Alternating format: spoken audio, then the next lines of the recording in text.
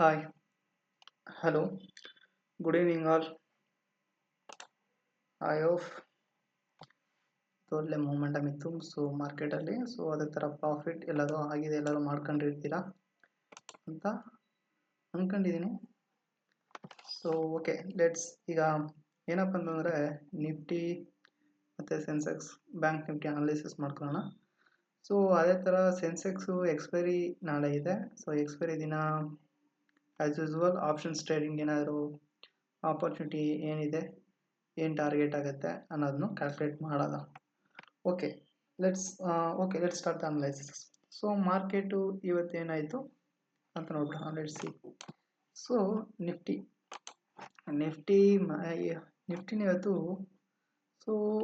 Over all ಟ್ರೇಡ್ನ 2 ಪೀಸಲ್ಲಿ divide ಮಾಡ್ಕೊಂಡು ಅನಲೈಸಿಸ್ ಮಾಡೋಣ. ಆವಾಗ ನಮ್ಗೆ ಅಂಡರ್ಸ್ಟುಡ್ ಆಗುತ್ತೆ. ಅದಕ್ಕೆ ನಾನು 4 hours ಟೈಮ್ ಲೈನ್ನ ತಗೊಂಡಿದ್ದೀನಿ. ಫಸ್ಟ್ ಆಫ್ ಒಂದು ಡೋಜಿ ಫಾರ್ಮೇಷನ್ ಥರ ಇದೆ. ಇಟ್ ಮೀನ್ಸ್ ಮಾರ್ಕೆಟ್ ಕೆಳಗಡೆ ಬಂದು ಮೇಲ್ಗಡೆ ಹೋಗಿ ತಿರ್ಗಾ ಆ ಇದರಲ್ಲೇ ರೇಂಜ್ ಬಂದಲ್ಲಿ ಕ್ಲೋಸ್ ಆಯಿತು. But second half market full negative ಇದೆ. ಇದರಿಂದ ಏನು ಮಾರ್ಕೆಟ್ ನಮಗೆ ಟ್ರೈ ಟು ಕನ್ವೆ ಮಾಡೋಕ್ಕೆ ಬರ್ತಾ ಇದೆ ಅಂತ ಅಂದ್ಕೊಂಡ್ರೆ 25,000 ಮೇಜರ್ ಸಫರ್ಟು ಮಾರ್ಕೆಟ್ ಬ್ರೇಕ್ ಆಗಿಲ್ಲ, ಮಾರ್ಕೆಟ್ ಕೆಳಗಡೆ ಬರ್ತಾ ಇದೆ.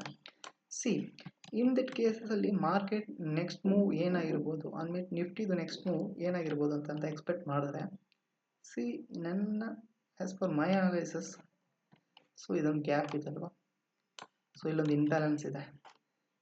ಈ ಇಂಬ್ಯಾಲೆನ್ಸ್ ಏನಿದೆ, ಈ ಇಂಬ್ಯಾಲೆನ್ಸು ಮಾರ್ಕೆಟ್ ಪ್ರಾಬಬ್ಲಿ ಫಿಲ್ ಮಾಡ್ಬೋದು. ಮಾರ್ಕೆಟ್ ಫಿಲ್ ಮಾಡ್ಬೋದು. ಮಾರ್ಕೆಟ್ ನಾಳೆ ಗ್ಯಾಪ್ ಡೌನ್ ಓಪನ್ ಆಗುತ್ತೆ ಅನ್ಕೊಳ್ಳೋಣ. ಲೆಟ್ಸ್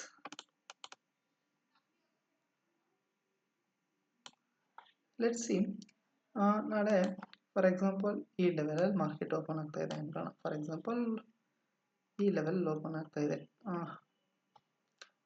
24,800 24,750 ನಿಯರ್ ಬೈ ಈ ಲೆವೆಲಲ್ಲಿ ಓಪನ್ ಆಯಿತು ಅಂತಂದರೆ ಒಂದು ಸ್ಮಾಲ್ ಡೌನ್ಫಾಲ್ ಆಗಿ ಈ ಲೆವೆಲ್ ಇಂಬ್ಯಾಲೆನ್ಸ್ ಫಿಲ್ ಮಾಡಿ ಮಾರ್ಕೆಟ್ ಕರೆಕ್ಷನ್ ಮೇಲೆ ತಗೋಬೋದು.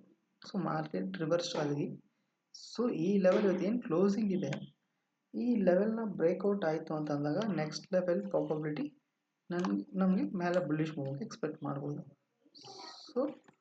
25,000 ಮಾಡೋದು. ಇನ್ ಕೇಸ್ ಮಾರ್ಕೆಟ್ ಇಲ್ಲ, ರೀಟೆಸ್ಟ್ ಆಗಿಲ್ಲ ಅಂತಂದಾಗ 25,000 ರೀಟೆಸ್ಟ್ಮೆಂಟ್ ಆಗಿಲ್ಲ ಅಂತಂದಾಗ ಫಾರ್ ಎಕ್ಸಾಂಪಲ್ 25,000ಅಲ್ಲೇ ಮಾರ್ಕೆಟ್ ಇಲ್ಲಿ ಟ್ರಾವೆಲ್ ಆಯಿತು. ನಾನೇನು ಗ್ಯಾಪ್ ಅಪ್ ಓಪನ್ ಆಯಿತು ಅನ್ಕೊಳ್ಳೋಣ. 150 ಪಾಯಿಂಟ್ಸ್ ಮೇಲೆ 25,000 ಮೇಲೆ ಎಬೋ ಓಪನ್ ಆಯಿತು ಅಂತಂದಾಗ ಈ ಝೋನಲ್ಲಿ ಓಪನ್ ಆಯಿತು ಅಂತಂದಾಗ ನೆಕ್ಸ್ಟ್ ಟ್ರಾವೆಲು ಇಲ್ಲಿಂದ ಇಲ್ಲಿಗೆ ಬುಲ್ಲಿಶ್ ಮೂವ್ ಎಕ್ಸ್ಪೆಕ್ಟ್ ಮಾಡ್ಬೋದು. ಬಟ್ ಇನ್ ಬಿಟ್ವೀನ್ ಇದರೊಳಗಡೆ ಓಪನ್ ಆಯಿತು ಅಂದರೆ ಮಾರ್ಕೆಟ್ ಈ ಡೇ ಹೈ ಮತ್ತು ಈ ಸೆಕೆಂಡ್ ಆಫ್ ಸೆಕ್ಷನ್ ಏನಿದೆ, ಈ ಕ್ಯಾಂಡಲ್ ಹೈ ಮತ್ತು ಲೋ ಮತ್ತು ಹೈಯಲ್ಲಿ ಇಲ್ಲೇನಾದ್ರು ಓಪನ್ ಆಯಿತು ಅಂದಾಗ ಇನ್ ಬಿಟ್ವೀನಲ್ಲೇ ಟ್ರಾವೆಲ್ ಆಗುತ್ತೆ, ಸೈಡ್ ವೇಸ್ ಮಾರ್ಕೆಟ್ ಇರುತ್ತೆ. ನಾಳೆ ಸೆನ್ಸೆಕ್ಸ್ ಎಕ್ಸ್ಪೈರಿ ಇರುತ್ತೆ. ಸಪೋಸ್ ಇದರಿಂದ ಮೇಲೆ ಇಲ್ಲ ಇದರಿಂದ ಕೆಳಗೆ ಓಪನ್ ಆಯಿತು ಅಂದಾಗ ಈ ಟ್ರಾವೆಲ್ ಆಗುತ್ತೆ. ಇದ್ರ ಮೇಲೆ ಓಪನ್ ಆಯಿತು ಅಂದರೆ ಇದರಿಂದ ಈ ಮೇಲಕ್ಕೆ ಹೋಗುತ್ತೆ. ಇದು ಫಸ್ಟ್ 30 ಮಿನಿಟ್ಸಲ್ಲಿ ಗೊತ್ತಾಗುತ್ತೆ ಹೆಂಗೆ ಮಾರ್ಕೆಟ್ ಟ್ರಾವೆಲ್ ಆಗುತ್ತೆ ಅನ್ನೋದು. ಫಸ್ಟ್ ಹೈ ವ್ಯಾಲ್ಯೂಮ್ ಇದ್ದು ಇಲ್ಲ ಹೈ ಸೆಲ್ ಪ್ರೆಸರ್ ಇತ್ತು ಅಂತಂದರೆ ಇದಾಗುತ್ತೆ. ಇವತ್ತು ಏನೇನೋ ಅಬ್ಸರ್ವ್ ಮಾಡಿದಾಗ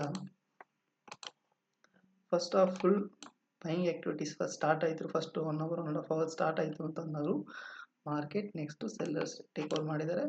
ಸೆಲ್ಲರ್ಸ್ ಹ್ಯಾಂಡಲ್ಲೇ ಇದೆ ಮಾರ್ಕೆಟ್. ಮಾರ್ಕೆಟ್ ನಾಳೆ ಫಾಲ್ ಆಗೋ ಪ್ರಾಬಬಿಲಿಟಿ ಹೈ ಪ್ರಾಬಬಿಲಿಟಿ. ಮಾರ್ಕೆಟ್ ನಾಳೆ ಕೆಳಗಡೆ ಡೌನ್ ಪ್ರಾಬ್ಲಮ್ ಆಯಿತು ಅಂತಂದರೆ 24,700 ತನಕ ಬರ್ಬೋದು. ಬಂದು ಮಾರ್ಕೆಟ್ ಅಲ್ಲಿಂದ ಹೋಗುತ್ತೆ. ಓಕೆ, ನೆಕ್ಸ್ಟು ಸೆನ್ಸೆಕ್ಸಲ್ಲಿ ನೋಡೋಣ. ಸೆನ್ಸೆಕ್ಸಲ್ಲೂ ಈ ಒಂದು ಸೆಕ್ಷನ್ನ 2 ಆಗಿ ಡಿವೈಡ್ ಮಾಡೋದಂದರೆ 4 ಅವರ್ಸಲ್ಲಿ ನೋಡಿದಾಗ ಸೇಮ್ ಮಾರ್ಕೆಟ್ ಇಲ್ಲಿ ಫಸ್ಟ್ ಆಫ್ ಅಲ್ಲಿ ಓಪನ್ ಆಯಿತು.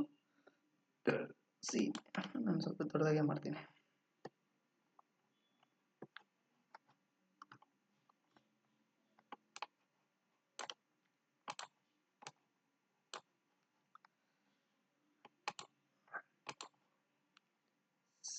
ಇದು ಓಪನ್ ಆಯಿತು, ಫಸ್ಟ್ ಆಫ್ ಅಲ್ಲಿ ಇಲ್ಲಿ ಕ್ಲೋಸ್ ಆಯಿತು.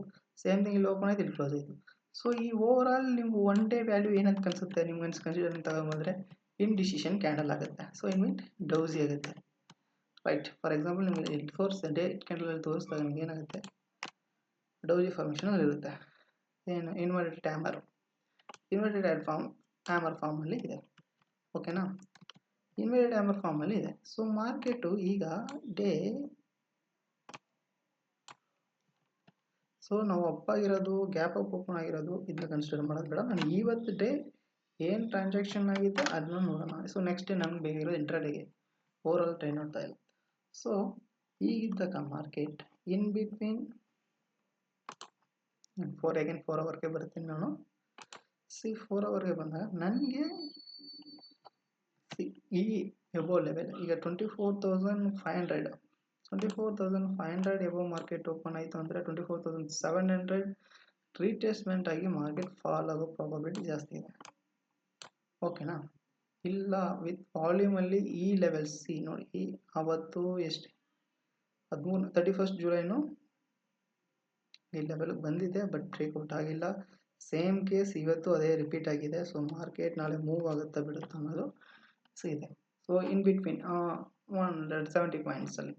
ಸೊ ಈ ಟ್ರೇಡ್ ಇದ್ದಾಗ ಆಲ್ಮೋಸ್ಟ್ ಈ ಟ್ರೇಡಲ್ಲಿ ಬಂದು ಸಸ್ಟೈನ್ ಆಗಿ ಓವರ್ ಡೇ ಅಲ್ಲೇ ಕನ್ಸಲ್ಟೇಷನ್ ಆಗಿನೂ ಕ್ಲೋಸ್ ಆಗ್ಬೋದು ಮಾರ್ಕೆಟ್. ಸೊ ಮಾರ್ಕೆಟ್ ಇದ್ರ ಮೇಲೆ ಓಪನ್ ಆಗಿ ಇಲ್ಲಿಂದ ಇಲ್ಲಿ ಬಂದು ಈ 70 ಪಾಯಿಂಟ್ಸ್, ಒಂದು 100-150 ಪಾಯಿಂಟ್ಸಲ್ಲೇ ಟ್ರಾವೆಲ್ ಆಗಿ ಮಾರ್ಕೆಟ್ ಮೇಲೆ ಕೆಳಗೆ ಮಾಡ್ಕೊಂಡು, ಸೊ ಈ ಝೋನಲ್ಲೇ ಇದ್ದು ಮಾರ್ಕೆಟ್ ಕ್ಲೋಸ್ ಆಗೋ ಪ್ರಾಬಬಿಲಿಟಿ ಇದೆ. So in case not probably ಇಲ್ಲ, ನನಗೆ ಗ್ಯಾಪ್ ಡೌನ್ ಓಪನ್ ಆಯಿತು, ಇಲ್ಲ ನನಗೆ ಇನ್ ಬಿಟ್ವೀನ್ ಈ ಜಾಗದಲ್ಲಿ ಓಪನ್ ಆಯಿತು ಅಂದಾಗಲೂ ಮಾರ್ಕೆಟ್ ಫಾಲ್ ಆಗಿ ಈ ವ್ಯಾಲ್ಯೂ ಏನಿದೆ, ಫೇರ್ ವ್ಯಾಲ್ಯೂ ಗ್ಯಾಪ್ ಏನಿದೆ, ಈ ಗ್ಯಾಪ್ನ ಫಿಲ್ ಮಾಡಿ ಮಾರ್ಕೆಟು ಅಪ್ಸೈಡ್ ಮೂಮೆಂಟಮ್ ಆಗ್ಬೋದು. ಸೊ ಓವರಾಲ್ ಕಾನ್ಸೆಪ್ಟ್ ಏನಪ್ಪ ಅಂತಂದರೆ ಇಂಬ್ಯಾಲೆನ್ಸ್ ಫಿಲ್ ಮಾಡಿನೇ ಮಾರ್ಕೆಟ್ ಮೇಲೆ ಹೋಗೋ ಚಾನ್ಸಸ್ ಪ್ರಾಬಬಿಲಿಟಿ ಹೈ ಇದೆ. ಸೊ ಮಾರ್ಕೆಟು ಈ ಇಂಬ್ಯಾಲೆನ್ಸ್ನ ಫಿಲ್ ಮಾಡಿದ್ಮೇಲೆ ಮಾರ್ಕೆಟ್ ಬುಲ್ ಸೈಡ್ ಅಂದರೆ ಅಪ್ಸೈಡ್ ಮೂಮೆಂಟಮ್ ಆದರೆ ಒಳ್ಳೆ ಸ್ಟ್ರೆಂತ್ ಇರುತ್ತೆ ಮಾರ್ಕೆಟಲ್ಲಿ, ಕಂಟಿನ್ಯೂ ಅಪ್ಸೈಡ್ ಮಾರ್ಕೆಟ್ ಎಕ್ಸ್ಪೆಕ್ಟ್ ಮಾಡ್ಬೋದು. ಇಲ್ಲ ಇಲ್ಲಿಂದ ಇಲ್ಲೇ ಮೇಲೆ ಹೋಯ್ತು ಅಂತಂದಾಗ 83,200 ಮಾರ್ಕೆಟ್ ಫಾಲ್ ಆಗೋ ಪ್ರಾಬಬಿಲಿಟಿ ಜಾಸ್ತಿ ಬರುತ್ತೆ.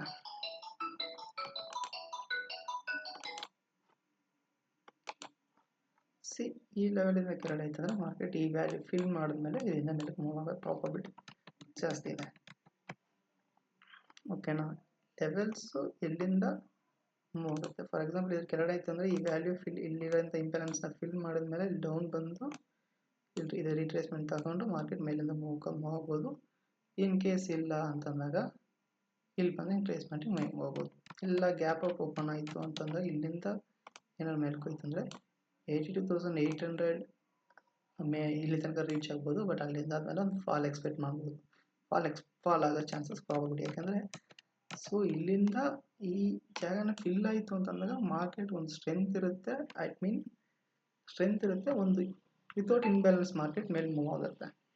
ಓಕೆನಾ, ಸೊ ಈಗ ಸೆನ್ಸೆಕ್ಸ್ ನಾಳೆ ಎಕ್ಸ್ಪೈರಿ ಇರೋದ್ರಿಂದ ಇದರಲ್ಲಿ ಆಪ್ಷನ್ ಟ್ರೇಡಿಂಗಲ್ಲಿ ನೋಡೋಣ, ಆಪ್ಷನ್ಸಲ್ಲಿ ನೋಡೋಣ ಯಾವುದು 0 ಸಿಗ್ಬೋದು, ಏನು ಪ್ರಾಬಬಿಲಿಟಿ ಏನಿದೆ, ಯಾವುದು ಬೆಸ್ಟ್ ಬೈಯಿಂಗ್ ಆಗಬಹುದು, ಇಲ್ಲಿಂದ ಏನಾಗ್ಬೋದು ಅಂತ ನೋಡೋಣ. ನಾನು ಅದಕ್ಕೆ 81,200 ಕಾಲ್ ಮತ್ತು 81,200 ಪುಟ್ ತಗೊಳ್ತಾ ಇದ್ದೀನಿ.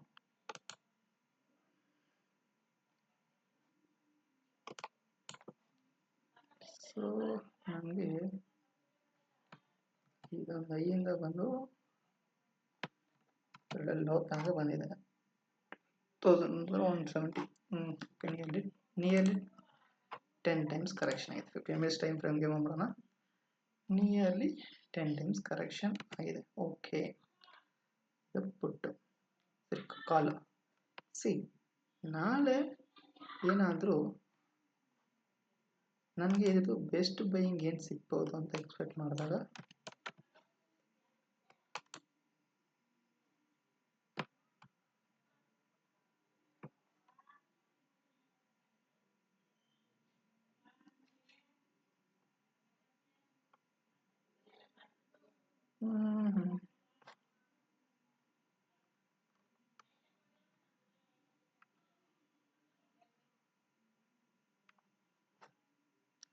ಸೊ ನಾಳೆ ನನಗೆ ಬೆಸ್ಟ್ ಬೈಯಿಂಗ್ಗೆ ಈ ಲೆವೆಲ್ ಆಗುತ್ತೆ.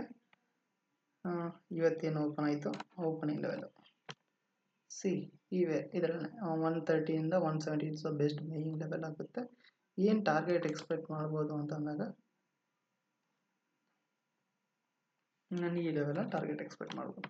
361 350 ನನಗೆ ಟಾರ್ಗೆಟ್ ಎಕ್ಸ್ಪೆಕ್ಟ್ ಮಾಡ್ಬೋದು ನಾಳೆಗೆ. ಈ ಲೆವೆಲಲ್ಲಿ ಮಾರ್ಕೆಟ್ ಓಪನ್ ಆಯಿತು ಅಂತಂದಾಗ ನಾನು ಇದನ್ನ ಸೆನ್ಸೆಕ್ಸ್ನ ಅಲ್ಲಿ ಎಕ್ಸ್ಪೆಕ್ಟ್ ಮಾಡ್ಬೋದು. ಓಕೆ, ನೆಕ್ಸ್ಟು ಸಿ ಇದು ಮಾಡ್ಬೋದು. ಇಲ್ಲಿಂದ ಇಲ್ಲಿಗೆ ಇದು ಬೆಸ್ಟ್ ಬೈಯಿಂಗ್ ಲೆವೆಲ್ ಆಗುತ್ತೆ.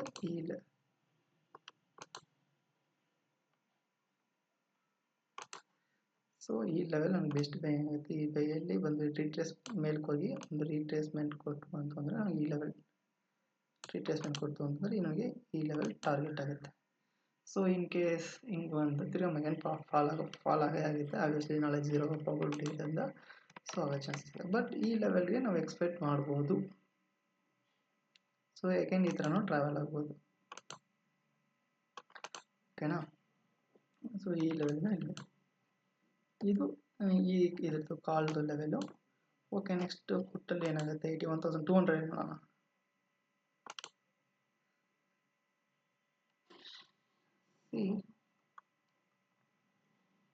ಇದು ಗ್ಯಾಪ್, ಹೆವಿ ಗ್ಯಾಪ್ ಡೌನ್ ಇದರಿಂದ ಮಾರ್ಕೆಟು ಓಕೆ 1,200ಇಂದ ಸೊ ಆಲ್ಮೋಸ್ಟ್ 12 ಟೈಮ್ಸ್ ಕರೆಕ್ಷನ್ ಆಗಿದೆ.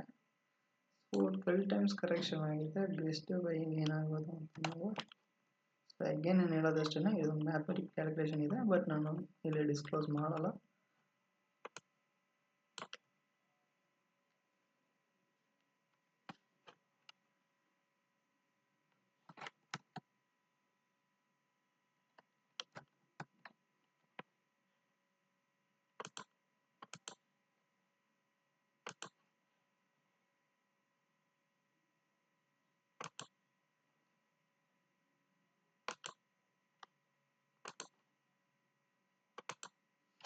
So 51 to 41 is the best buying level ಆಗುತ್ತೆ.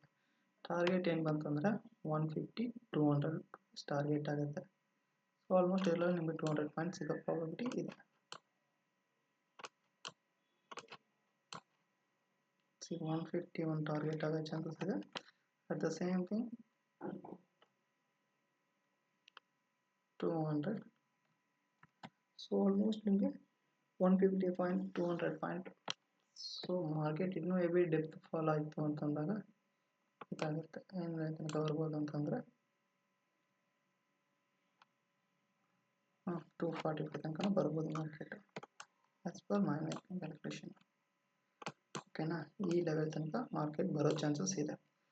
ಸಿ ಇದೆಲ್ಲ ಬರೀ ಜಸ್ಟ್ ಎಜುಕೇಷನ್ ಪರ್ಪಸ್ ಲೆವೆಲ್ಸು. ನೀವು ಯಾವುದೇ ಥರದ ಬೈ ಮತ್ತು ರೆಕಮೆಂಡೇಷನ್ ಅಲ್ಲ. ಆ್ಯಂಡ್ ಒನ್ ಮೋರ್ ಥಿಂಗ್, ನಾನು ಕ್ಲಿಯರ್ ಹೇಳ್ಕೊತೀನಿ, ನಾನು ಸೆಬಿ ರಿಜಿಸ್ಟರ್ಡ್ ಪರ್ಸನ್ನು ಅಲ್ಲ. Okay, see you tomorrow. Bye.